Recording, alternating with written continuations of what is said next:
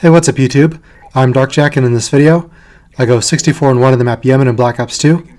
And today what I want to talk about is the Xbox One reveal and what predictions I got right and what predictions I got wrong.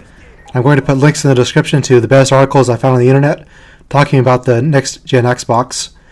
And so I'm going to start off by summarizing the event and then talking about my impressions of it. So first of all, we learned that the next Xbox, which is called Xbox One, we thought it might be called Xbox Infinity, but it's not. This is an all-in-one system. This is the one box in your living room that does everything for you. And there are no more game updates. And it can recognize you with a new Kinect sensor that comes with every Xbox. And it can recognize you and automatically load up your preferences and your channels in your favorite apps. And you can use it to watch live TV if you have a cable subscription. And it allows you to instantly switch between games and movies and TV, as well as Skype. And there's Snap Mode, where you can do two things at once. Skype is built in, as well as a bunch of other cool applications. And it uses the Xbox One Guide, which allows you to browse TV and to use voice commands to select what you want to do. It has 8 GB of RAM with DDR3. It has a built-in Blu-ray drive with x64 architecture and a 500 GB hard drive with a 8-core CPU. So it's a pretty powerful machine. It's not as powerful as the PS4, which has 8 GB of DDR5. Also, every game installs automatically when you first put it in. And so the Blu-ray disc is installed to the hard drive when you first put it in, and you can play your games immediately. It's as silent as possible. It uses a modified version of Windows 8 as its operating system. The Kinect comes with every box, and the controller has a new D-pad. It's basically the same controller, but the D-pad has been redesigned. The triggers are faster. It has dynamic feedback triggers. And the Xbox One is going to have 300,000 servers, which is pretty impressive. It's going to have a built-in DVR for editing and sharing. You'll be able to use TV or internet while searching for a match in a game, which is a nice feature. So I spent a lot of time in pre-game lobbies. Then we know that EA was there and that they're using a new engine called Ignite. And FIFA 14 is going to have exclusive content for the next Xbox. Forza 5 was shown, and a new game called Quantum Break, which it looks similar to a Max Payne clone. Also, it's going to have 15 exclusive games. In the first year, at 8 are new franchises. Also, there were 2 female speakers. They talked about personalized TV and TV being a social experience with the new Xbox. We also saw an interview with Roger Goodell by Don Matrick.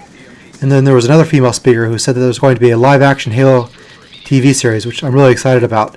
And Steven Spielberg is going to be involved in it. And I'm really looking forward to that.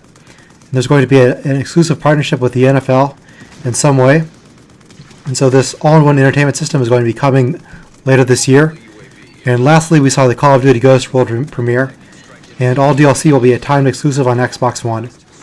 And the Call of Duty Ghost reveal trailer, which you can find on YouTube, it showed that the military has been crippled in this post-apocalyptic setting, and you're going to have a dog squad member, which I thought was pretty cute.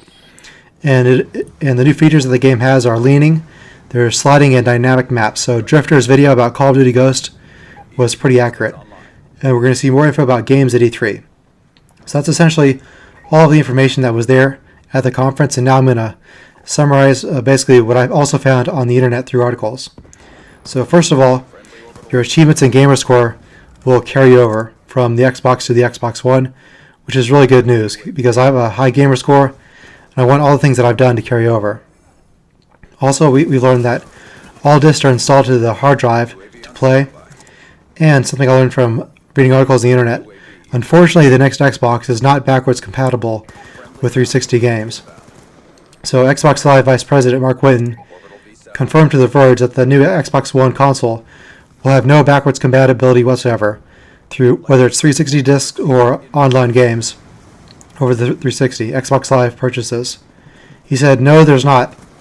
When we posed the question, the system is based on a different core architecture, so backwards compatibility really doesn't work from that perspective. So I'm really disappointed about that. I thought the next Xbox would be backwards compatible, because otherwise you wouldn't be able to play Halo 4 in the next Xbox. Also, the next Xbox is not always online, according to Don Matrick on Game Trailers. So it does not have to be online to play single-player games. However, from further reading, it does have to be online when you first install the game to check that the game is not used. Also, the always online requirement could change over time because the next Xbox is going to use something called Azure Cloud Computing. And what that does is that allows game developers to use this cloud system to take the load off the next Xbox for computing and for gaming. So in that case, if a developer chooses to use the Azure Cloud Computing, that would mean that the game is always online, and it would have to be connected to the internet in order to work. So I think always online could evolve over time. When the console comes out, it will not be always online, but then eventually it will become always online over time. Also, used games will be partially blocked. Your gamer tag is tied to the game that you install, and so if you buy a used game, you have to pay a fee in order to play it. And then once you've installed the game to your hard drive, you may not have to have the actual disc in order to play it. And Kinect comes with every Xbox.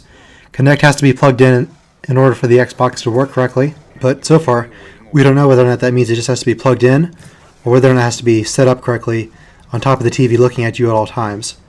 Because that might be a deal breaker for me, because I play games in my room using a flat screen computer monitor. I don't think the Kinect would work there.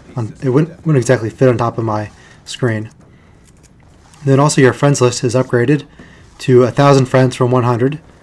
And then also, we know that a lot more information is going to be coming when E3 comes in June. It's from June 10th to 14th.